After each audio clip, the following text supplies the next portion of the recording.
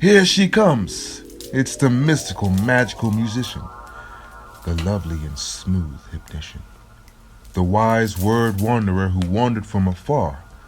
Was she from the Mystic Islands or from a faraway star? Madam Nosleep. Beautiful dreamers, how are you guys doing today? Hope you're doing fine and well, good and dandy. Today we're going to be talking about our bodies and what it might mean if you have a dream about being naked. A lovely young lady named Samantha messaged me and said, "Dear Madam Nosleep, the other day I had a dream that I was going to Target and I was shopping. A bunch of people started staring and pointing at me, and at first I didn't know what they were staring and pointing at. I looked down and I realized I didn't have a shirt or a bra on. Whew, yikes. I ran out of the store as fast as I could. People were still laughing and pointing at me, and they started to follow me out. I ran down the stairs, but I tripped and I rolled all the way down. I'm not laughing at you, Samantha. I fell and I rolled all the way down. I was so embarrassed I thought I was going to die." Okay, Samantha, this is not an uncommon dream, so don't you worry. This is actually a very common dream if you've been going through something that makes you very nervous, if you're about to do something that makes you nervous, or if you're worried about being embarrassed, such as like a speech or a presentation or some kind of maybe like an interview for a big job that you really want. My advice to you would be, if you're doing something that you're scared about being embarrassed, do it with a friend so you can share the embarrassment. Or if you're something like a speech or an interview, then just make sure you practice. Get your nerves in order before you do it so that you're not so anxious when it happens. This dream is very common, especially if you're focused on like your self-esteem, if you're having trouble with your self-esteem, your body image, or your sexuality. Our subconscious mind kind of associates clothes with covering us and hiding us, so the lack thereof in your dream is usually triggered by feelings of vulnerability and insecurity. So if you're feeling that way, this dream is very common to have. Another form of this dream is when people are naked in public, but others don't even notice. So imagine if Samantha was in Target, no shirt, no bra, and people were just passing by her, didn't bat an eye, didn't even look at her. That would make her feel weird as well, because dreams like that are usually triggered by feeling overlooked, feeling less than, if you've compared yourself to other people a lot recently, or if you've just been really focused on one of your insecurities, then that could trigger that kind of dream. Another version of this dream that's actually a positive one is if you're naked in public on purpose. If you're taking your clothes off and you're proud to be naked and you're happy, you're feeling positive emotions and you're like proud of being naked in public, and that's a good dream to have. That means you have great self-confidence, great self-esteem. Maybe you've done something recently that you're really proud of, or maybe you're trying something new and you feel like you're really showing your true colors and being yourself, showing people a side of yourself that they've never seen before. So nudity in dreams is not always a bad thing, but just focus on the emotion that you feel when you have this kind of dream, and that'll kind of tell you what it means for you. If it's a negative thing, then maybe try to figure out where you're feeling negative emotions in real life. And if it's a positive thing, then good for you. So all my other dreamers out there, if you've had any wild, crazy, creepy, funny dreams, I would love to hear about them. Call the number below, leave me a message, and I will help you figure out what those dreams mean for you. Toodles! She looks so cute!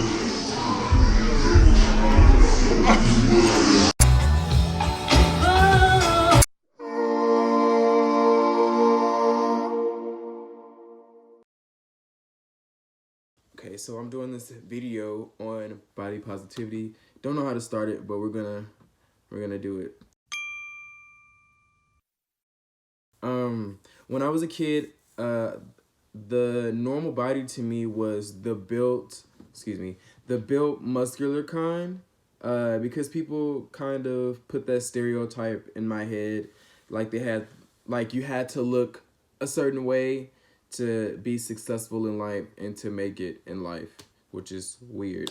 Hi, my name is Adrina, and I'll be answering some questions about body image. All of the women in my family are relatively small, well, for the most part small, naturally, not working out or anything like that. They just have babies, snatch up, whatever, get older, not that big. So as a kid, I always thought that this was normal. And for the women in my family who were a little bit thicker, it wasn't made like a big deal, but it was definitely stated from here and there.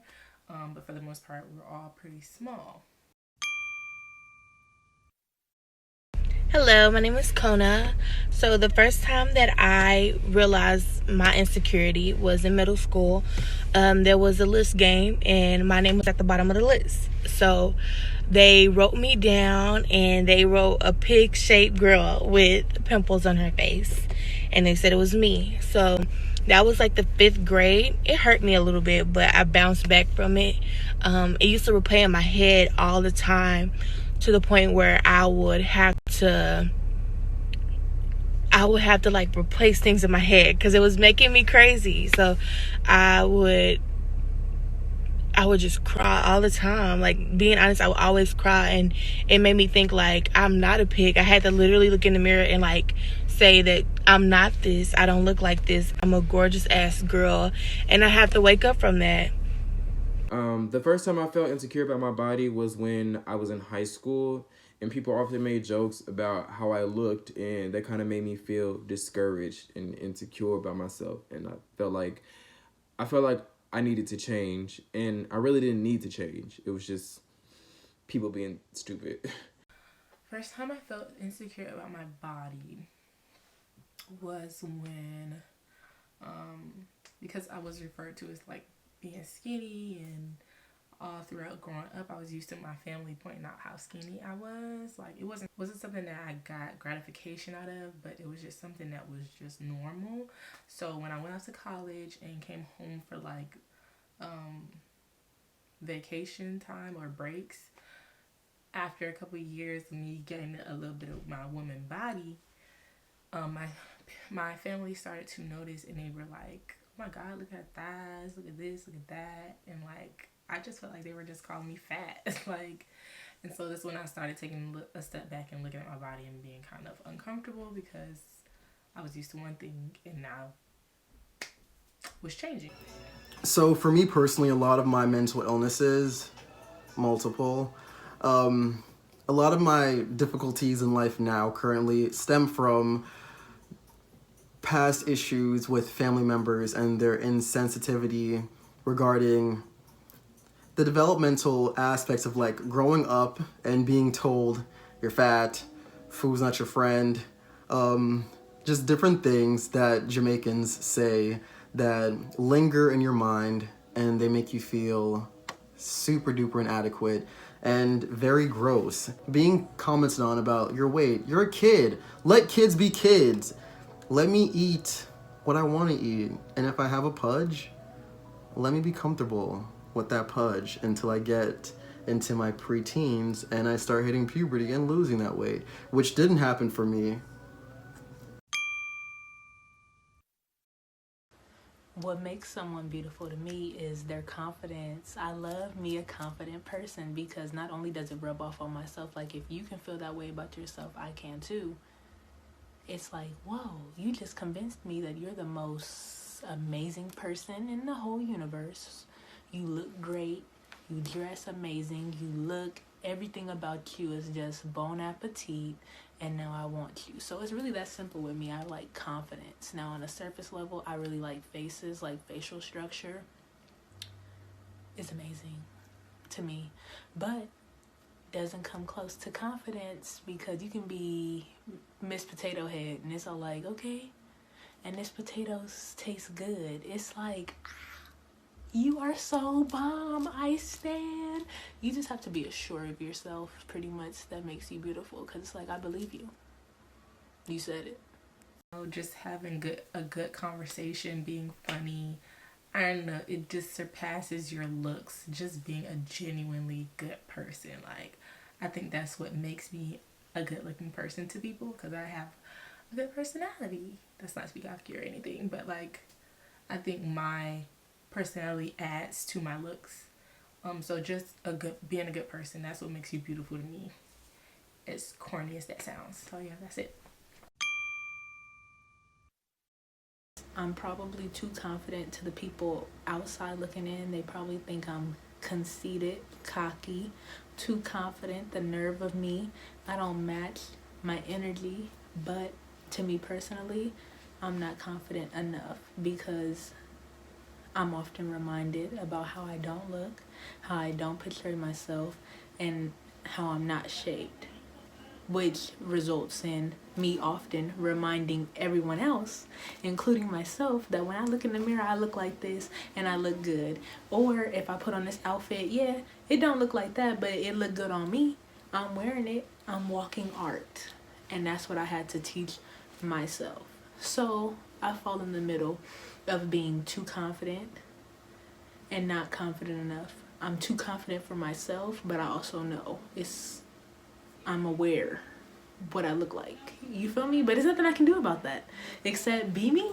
I am too confident in the way I look because I've learned to love my flaws and adapt to them, and I honestly love myself. Are you too confident or not confident enough in your looks? Listen, if you don't love yourself, what are you doing? If you're not your biggest cheerleader, what are you doing? Because no one's really gonna ride for you or gas you like yourself. You know, you have to live in this and in this. So a lot of people think I'm too confident, which is totally cool. That means I'm just too much for you, and you could never, ever handle me as a person. I'm just too good for you.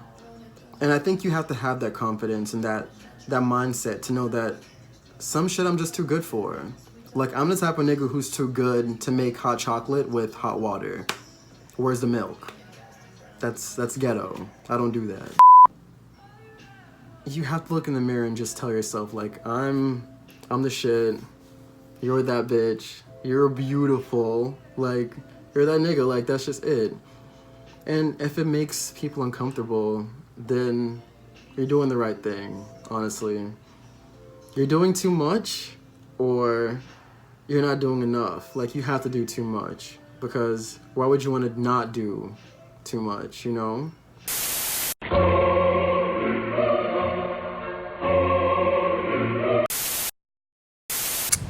Yeah, I was with her yesterday. I don't think I'm gonna hang out with her no more though. She was with her shitty friend. Titty hand? No, shitty friends. I don't know why I thought you said titty hand. Why would I even say that? I don't know. Just thought you said titty hand. Are you even listening, or you just can't hear? I wonder what it'd be like if people actually had titties for hands. Yeah, he was standing mad close, yo. I was like, stop breathing on my titties. And he was like, get your titties on my face. Then he blew on me and my nipples got hard. That's why I don't ride the bus no more, man. Niggas play way too much.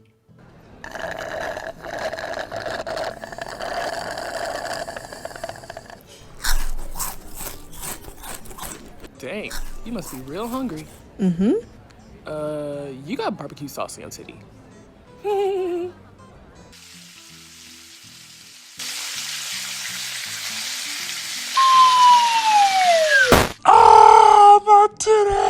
Oh my god, Iggy.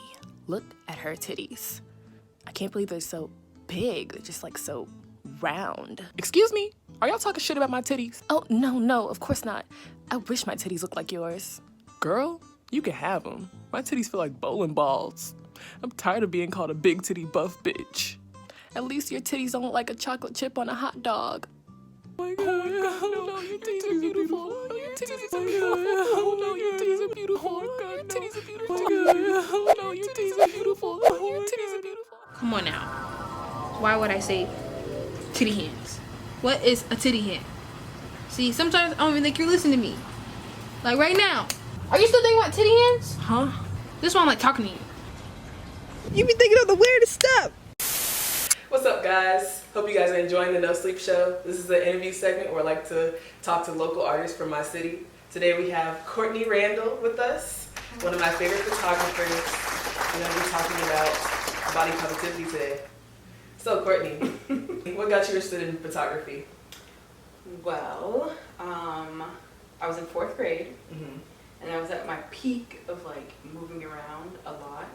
And it was my aunt that gave me a Polaroid camera. So I was pretty much taking pictures like around Alaska. Like that was like my mission in 4th grade, and then it just kind of just stayed. And I feel like in middle school I wasn't taking that many pictures. Like a lot of people were like wondering why I had a camera around all the time. Like I was like pretty much getting bullied for wanting to take pictures. So me being an idiot, I listened to them and I'm like, I put it down and I'm like, I really wish I didn't, because like those years would have been like perfect to capture. But luckily I did pick it up like freshman year. So it was kind of, I'm like thinking about it now, I'm like, damn, that was like a whole like 3 years where I just did not take any pictures. Damn. So yeah. As a photographer, what's your favorite part about living in South Florida? I'm like, my favorite come on, let's not shit on Florida. Okay. I mean, I love the weather. Like that is like anytime we want to like go out and take like have a shoot or anything, like we can just easily go outside. Like if it's raining, like it's not that bad because it'll stop like an hour, so we can just like wait it out. 2 minutes. Right, and then the weather's always good. It's never like cold, so you don't have to worry about like freezing models or anything. Just hot, sweaty models, but it's still a look. It's like a little glow highlight. Who are your favorite artists that like inspire you with photography and art just in general? My bad bitch, Petra Collins. Collins. I love her so fucking much. Anything she does is like gorgeous, beautiful. I love her lights, her colors, like that shit inspires me big time. You guys, all my friends, like I probably wouldn't be doing this shit right now if it wasn't for you guys, like constantly, like even giving me advice, showing me things or new things that I can do with my camera, showing me new things that I can do with other people, styling everything. Like it just makes it a lot easier for me to like get my shit out there. Actually, get my stuff out there. And, you're good. I'm not even worried about okay. And just like I don't know, like it's definitely you guys for sure. Like my biggest inspirations. So nice. Oh, that feels special. But like anybody that kind of just puts their heart out there and kind of like tells a story with their photography is like somebody I can fuck with. So you just recently did a body positivity photo shoot, and can you tell me like more about the process and like what was your idea behind that?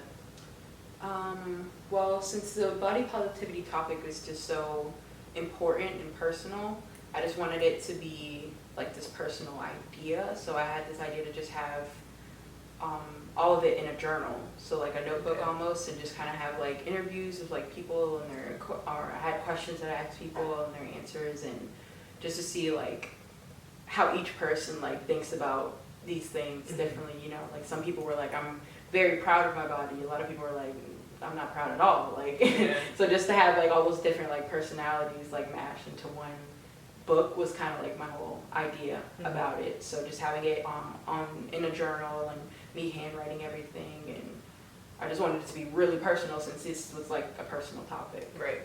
And get everybody's like different perspectives on it. What about body positivity like touches you the most? Like why do you think it's important to have the message of body positivity out there? Because people are fucking sad about that shit. Like there's no reason why you should just not want to wear something or not want to go somewhere because you don't look a certain way. Like I feel like it's taking people away from like being exposed to certain things because of how they feel confidently. So that's one reason why I'm like, that is so important to like acknowledge it and acknowledge that people fucking struggle with this every day. Like you're not alone type thing. And that's why I was happy we did it in such a big group at the same time, because you got to see all these other people running around in their underwear and shit. And it's just like, okay, they're like kind of cowering a little bit too. So I don't have to like cower as much because like, I have people with me, and then it makes it a lot easier that we were all girls. But it helps. It helps for sure. Soon I'll have like a zine of it, so it'll be like out to sell and all that stuff. So what are you looking forward to doing in 2020? Definitely working with more artists and trying to like collab a little bit more, just to get like our names out there. I feel like it's definitely a team building thing to like start getting your stuff out there.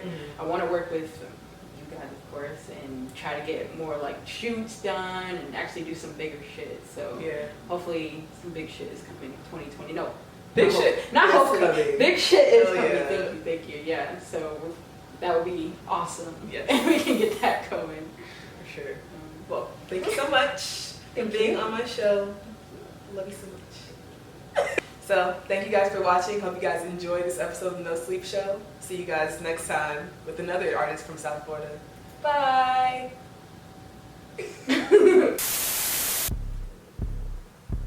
You hungry? A little bit. Let me cook for you. All I had was an egg sandwich and a hash brown today. Oh my god. And I was at like 8:30 a.m. She's pitiful. She's so hungry. She's hungry.